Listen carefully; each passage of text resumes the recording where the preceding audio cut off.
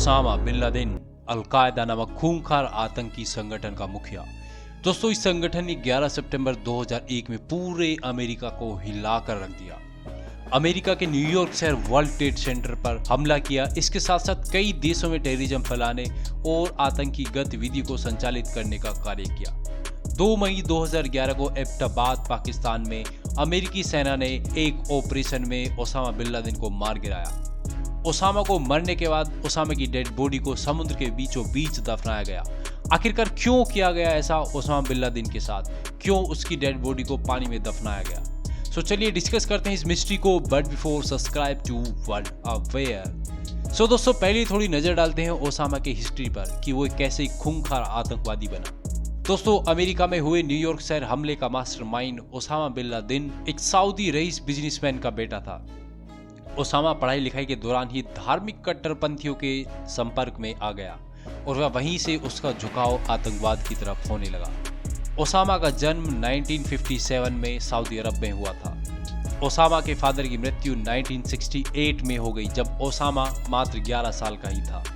अब कम ही समय में ओसामा के कंधों पर पूरे परिवार की जिम्मेदारी आ जाती है। अब पिता की मृत्यु के बाद ओसामा और उसके भाइयों को 300 मिलियन की संपत्ति विरासत में मिलती है। ओसामा अपनी पढ़ाई पूरी करने के बाद सिविल इंजीनियरिंग के लिए अब्दुल अजीज यूनिवर्सिटी में एडमिशन लेता है और अपनी सिविल इंजीनियरिंग की पढ़ाई पूरी करता है। ओसामा के क्लासमेट के मुताबिक ओसामा नाइट्स क्लब जाता था और सऊदी के रईसों के साथ शराब पिया करता था। ओसामा चाहता था कि अपनी पढ़ाई पूरी करने के बाद वह अपना कारोबार संभाले, लेकिन वह ऐसा नहीं कर सका। एक दिन ओसामा की मुलाकात शेख अब्दुल आजम से होती है और वह उनके विचारों से बहुत ज़्यादा प्रभावित होता है, क्योंकि शेख अब्दुल्ला आजम हमेशा अपनी स्पीच में इस्लामिक राष्ट्रों को विदेशी दखल से आज़ाद करने की बात किया करता था।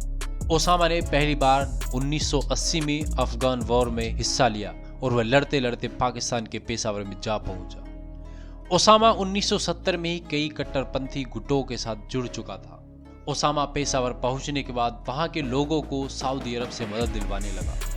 ओसामा ने इस मदद को दिलवाने के लिए ग्रुप बनाया जिसका नाम द बेस रखा गया। अब कुछ ही समय बाद यह द बेस ग्रुप अल-कायदा के नाम से जाना गया। समय आता है 1989 का, जब सोवियत संघ अफगानिस्तान से वापस लौट जाता है, क्योंकि सोवियत संघ ने अफगानिस्तान में अपने मिलिट्री बेस बनाए हुए थे, जिसके लिए ओसामा अफगान वॉर में शामिल हुआ था कि सोवियत संघ को अफगानिस्तान से निकाला जाए, और ओसामा अपने इस मकसद में कामयाब भी रहा।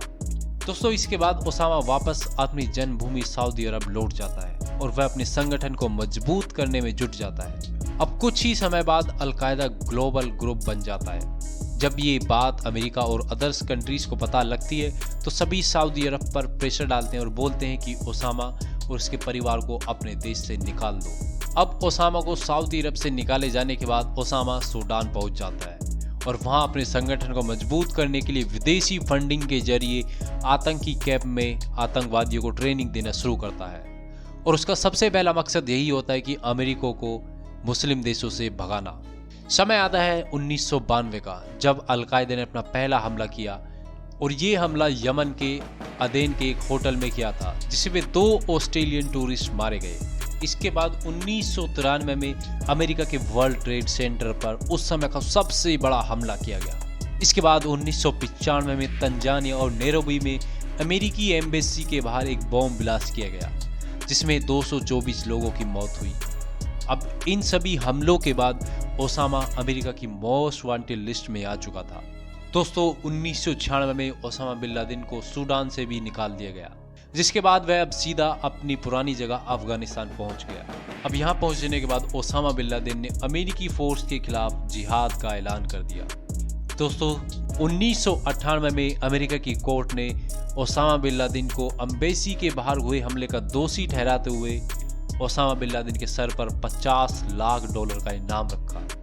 अब उधर अमेरिकी सरकार ने भी अपनी पूरी जान झोंक दी ओसामा बिन लादेन को पकड़ने के लिए, लेकिन ओसामा भी कम नहीं था, वह भी आसानी से हाथ नहीं आने वाला था। अमेरिका ने अफगानिस्तान में बहुत से ऑपरेशन चलाए, लेकिन ओसामा बिन लादेन अमेरिका के हाथ नहीं लगा। अब समय आता है 11 सितंबर 2001 का, जब अल-कायदा ने एक बार फिर से एक और हमला किया, और ये हमला अमेरिका के पेंटागन ट्विन टावर में हुआ, जिसमें तकरीबन 3000 से भी ज्यादा लोग मारे गए।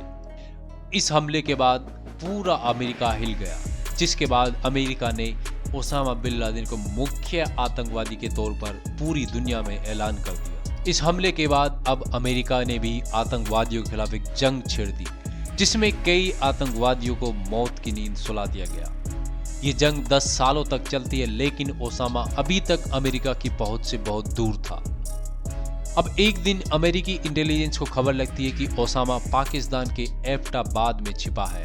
अब ये मौका अमेरिका अपने हाथ से नहीं जाने देना चाहता था। अमेरिका ओसामा को खत्म करने के लिए ऑपरेशन नेपच्यून स्पीयर चलाता है, जिसकी भनक पाकिस्तान को कानो कान नहीं लगती है। अब इस ऑपरेशन के लिए अमेरिका 25 सील कमांडो को 6 अमेरिकी हेलीकॉप्टर के साथ अफगानिस्तान से पाकिस्तान जाने के लिए बोलता है। इस ऑपरेशन के लिए 25 सील कमांडो ने 6 अमेरिकी हेलीकॉप्टर के साथ अफगानिस्तान से उड़ान भरी। तकरीबन 90 मिनट के सफर के बाद पाकिस्तान के इस्लामाबाद 120 किलोमीटर दूर एबटाबाद में ये हेलीकॉप्टर उतरते हैं, जहां ओसामा बिन लादेन रहता था। अमेरिकी कमांडो घर में घुसते हैं और ओसामा का काम तमाम करते हैं। उनके इस ऑपरेशन में ओसामा की पत्नी और एक बेटे की मौत भी हो जाती है।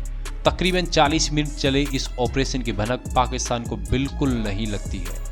पाकिस्तान को तो तब पता चलता है जब ऑपरेशन खत्म हो चुका था और अमेरिकी कमांडो ओसामा की डेड बॉडी को अपने साथ ले जा चुके थे।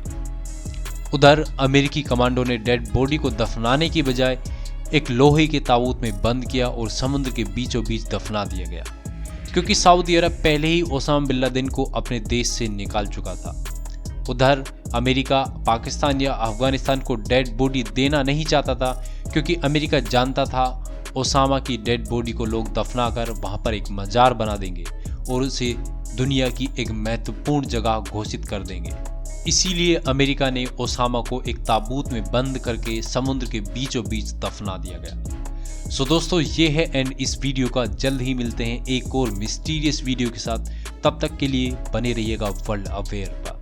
So thanks for watching, thanks for listening, God bless you all.